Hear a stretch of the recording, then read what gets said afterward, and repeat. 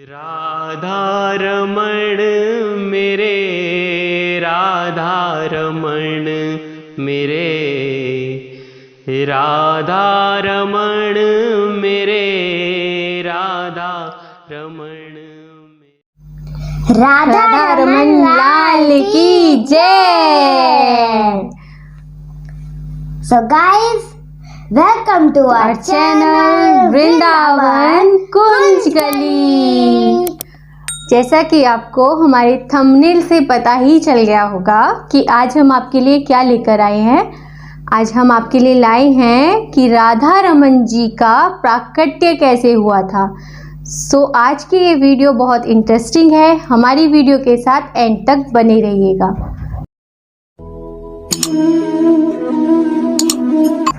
हमने आपको बताया कि हम राधा रमन के बारे में का प्राकट्य कैसे हुआ, उसके विषय में आपको बताने वाले हैं। तो अब हम बताते हैं कि ये कैसे राधा रमन जी प्राकट्य हुए, उनका प्राकट्य कैसे हुआ। तो एक बार चैतन्य महाप्रभु जी जो थे वो भारत भ्रमण के लिए निकले, और जब वो भारत भ्रमण के लिए निकले तो दक्षिण दिशा में श्री रंगम स्थान पर पहुँचे। श्री चैतन्य महाप्रभु जी का एक नियम था कि वो चतुर्मास जो होता है उसमें उनका नियम था कि वो एक ही स्थान पर रहते थे।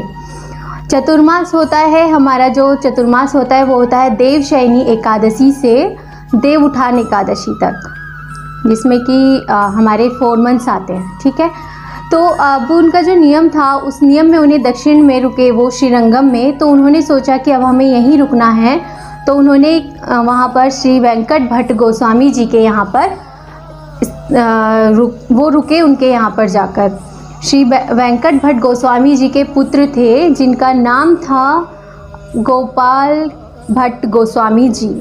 जो गोपाल भट्ट गोस्वामी जी थे वो चैतन्य महाप्रभु की सेवा में 4 महीने तक रहे। मतलब जो चातुर्मास का नियम था उनकी सेवा में, चैतन्य महाप्रभु की सेवा में जो काम किया, जो जितने भी उनकी सेवा थी वो सभी की थी हमारे गोपाल भट्ट गोस्वामी जी ने। गोपाल भट्ट गोस्वामी जी उनके इकलौते शिष्य भी बने। चैतन्य महाप्रभु जी के एक ही शिष्य थे और वो थे श्री गोपाल भट्ट गोस्वामी जी। तो जब उनका चातुर्मास का नियम खत्म, मतलब चातुर्मास का समापन हो गया, तो चैतन्य महाप्रभु वहाँ से निकलने लगे। मतलब उन्होंने श्रीरंगम स्थान को से चलने लगे। तो जो गोपाल भट्ट गोस्वामी जी थे उन्होंने भी सोचा कि मैं भी अपने गुरु के साथ चलता हूँ। तो उन्होंने कहा कि गुरुदेव मैं भी आपके साथ चलूँगा, लेकिन चैतन्य महाप्रभु ने कहा कि नहीं, अभी वक्त है। उन्होंने चैतन्य महाप्रभु जी ने श्री वेंकट भट्ट गोस्वामी जी से कहा कि आप अभी गोपाल भट्ट की दीक्षा शिक्षा अच्छे से कराइए और उन्हें एक बार नेपाल में गंडकी नदी में स्नान करने के लिए भेजिए, तो उन्हें वहाँ पर प्रभु का आभास होगा कि प्रभु हैं। तो वेंकट भट्ट गोस्वामी जी ने ऐसा ही किया। उन्होंने अपने पुत्र को नेपाल में है जो गंडकी नदी, जहाँ से आज भी अगर शालिग्राम लाए जाते हैं तो बहुत शुभ माना जाता है, तो वो वहाँ पर स्नान करने के लिए उनको भेजा। जब गोपाल भट्ट गोस्वामी जी वहाँ पर स्नान कर रहे थे तो उन्होंने जब डुबकी लगाई और ऊपर आए तो उनके हाथों में 12 शालिग्राम थे। अब वो 12 शालिग्राम देखकर थोड़ा चकित हो गए कि मेरे पास कैसे आए। उन्होंने सोचा हो सकता है कि नदी का बहाव है तो मेरे हाथों में आ गए होंगे, इसलिए उन्होंने उन 12 शालिग्राम को दोबारा से पानी में प्रवाहित कर दिया और फिर से उन्होंने डुबकी लगाई। लेकिन ये क्या, जैसे उन्होंने डुबकी लगाई दोबारा से वही 12 के 12 शालिग्राम दोबारा उनके हाथों में आ गए और उन्हें एक आवाज़ भी सुनाई दी। वो आवाज़ थी कि हमें वृंदावन धाम लेकर चलो और वहाँ पर हमारी सेवा करो। तो ये आवाज़ सुनकर उन्हें कलयुग जैसे समय में भी उन्हें अपने सतयुग का आभास हुआ गोपाल भट्ट जी को।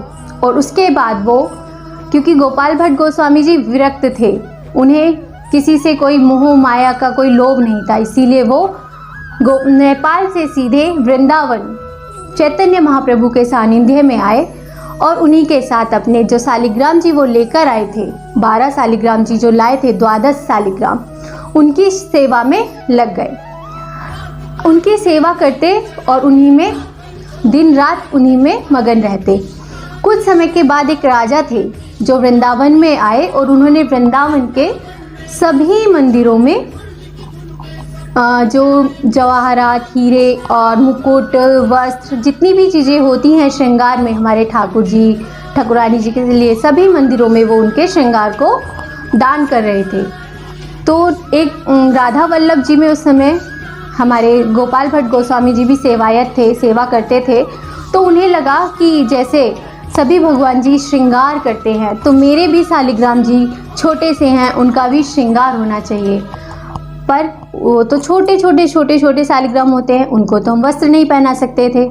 तो इससे जो गोपाल भट्ट गोस्वामी थे वो थोड़ा उदास रहने लगे। वो सेवा करते थे शालिग्राम जी की, बट मन में उनके ये था कि मेरे भी प्रभु के हाथ पैर होते, आंखें होती, जिससे कि मैं उनका श्रृंगार कर पाता, उन्हें देख पाता, वो कैसे लगेंगे श्रृंगार में। अब गोपाल भट्ट गोस्वामी जी उदास रहते थे। ऐसे करते करते कुछ समय बीत गया। फिर नरसिंह चतुर्दशी का दिन आया, जिस दिन हम नरसिंह भगवान का जन्म उत्सव मनाते हैं। जब वो नरसिंह आरती कर रहे थे तो उनके मन में भाव आया कि जब प्रभु अपने भक्त प्रहलाद के लिए खंबे से प्रकट हो सकते हैं तो क्या मेरे लिए इन छोटे छोटे शालिग्राम से प्रकट नहीं हो सकते।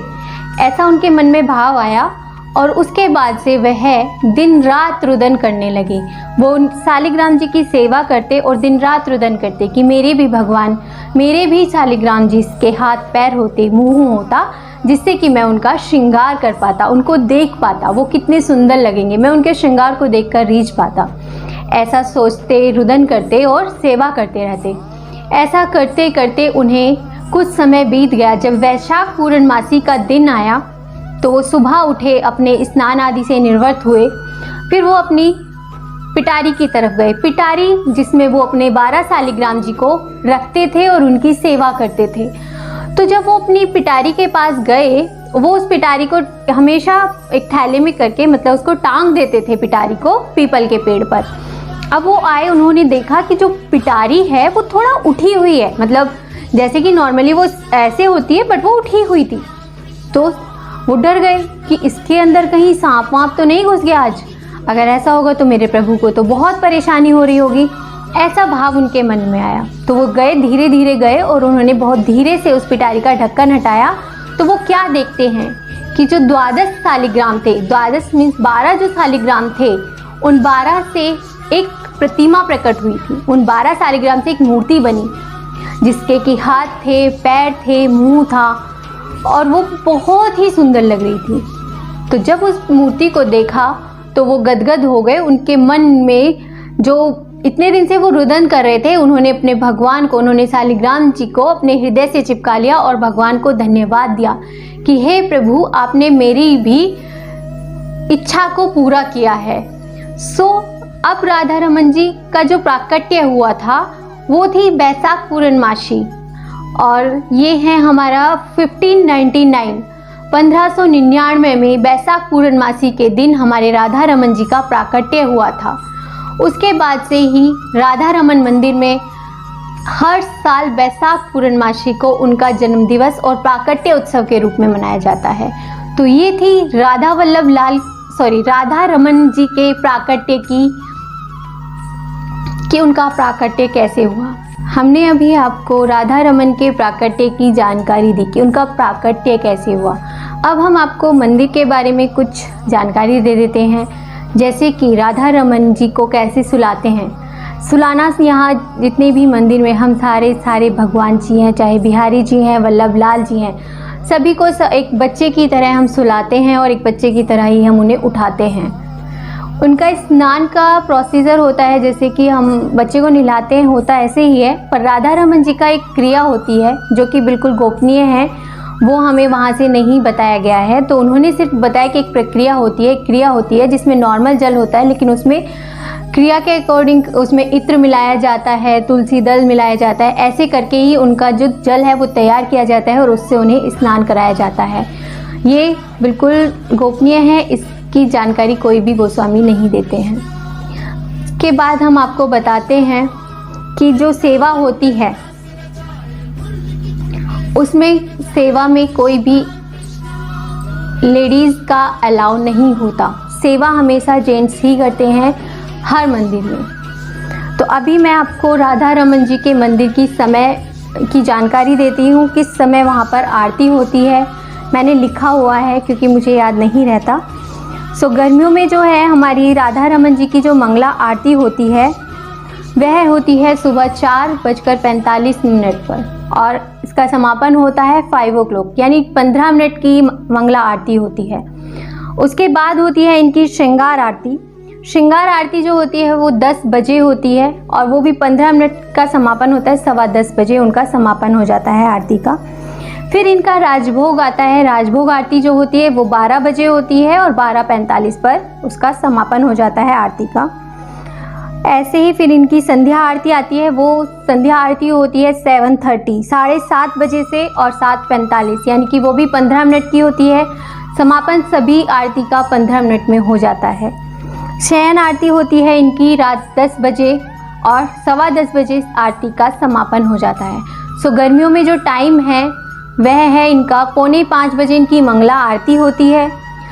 फिर मंगला आरती के बाद इनकी श्रृंगार आरती 10 बजे होती है। राजभोग आरती 12 बजे होती है। संध्या आरती 7:30 बजे और शयन आरती होती है इनकी 10 बजे। सो 10:15 बजे के बाद इनका जो दर्शन है वो बंद कर दिया जाता है। ये गर्मियों का समय है। अब मैं आपको सर्दियों का समय भी बता देती हूँ। सर्दियों में जो इनकी मंगला आरती होती है वो 5:30 यानी कि 5:30 बजे शुरू होती है और 15 मिनट के बाद इसका समापन हो जाता है 5:45 बजे। 5:30 बजे स्टार्ट होती है और 5:45 बजे उसका समापन होता है आरती का। 10:30 बजे, सुबह 10:30 बजे फिर इनकी श्रृंगार आरती होती है सर्दियों में और 15 मिनट के बाद उसका समापन हो जाता है, यानी कि 10:45 पर उसका समापन हो जाता है। राजभोग आरती होती है 12:30 बजे और वो भी 15 मिनट के बाद उसका समापन हो जाता है। फिर इनकी जो संध्या आरती होती है वो सर्दियों में जल्दी होती है 6:15 बजे और उसका जो टाइमिंग होता है समापन का 6:30 बजे। आरती सभी हमारी 15-15 मिनट में समापन हो जाता है। और इनका जो शयन आरती होती है राधा रमन जी की वो होती है 8:45 सर्दियों में और 9 o'clock उसका समापन हो जाता है, यानी कि 9 o'clock के बाद इनका दर्शन का बंद कर देते हैं रात्रि में। तो ये था गर्मी और सर्दियों का टाइम शेड्यूल राधा रमन जी का। अगर आप आएँ तो इसी टाइम के अकॉर्डिंग आप उनके दर्शन कर सकते हैं। सो अभी हमने आपको राधा रमन के बारे में जानकारी दी है। अब नेक्स्ट हमारी वीडियो जो आएगी वो बहुत से लोग जानते होंगे चैतन्य महाप्रभु जी को, लेकिन जो नहीं जानते हैं उनके लिए अब हम लेकर आएंगे चैतन्य महाप्रभु के बारे में। सो हमारे चैनल के साथ बने रहिए और ऐसी नई नई जानकारियाँ वृंदावन के बारे में पाते रहिए। सो अगर आपको ये हमारी ये जानकारी और हमारी वीडियो अच्छी लगी हो तो प्लीज़ हमारी वीडियो को लाइक करें, हमारे चैनल वृंदावन कुंज कली को सब्सक्राइब करें और हमारी वीडियोस को ज़्यादा से ज़्यादा शेयर करें। और जो हमारे व्यूवर्स हैं प्लीज़ इसको ज़्यादा से ज़्यादा सब्सक्राइब करें, सिर्फ व्यू ना करें, सब्सक्राइब भी करें। So Hare Krishna to all, Hare Krishna to all, Hare Krishna to all.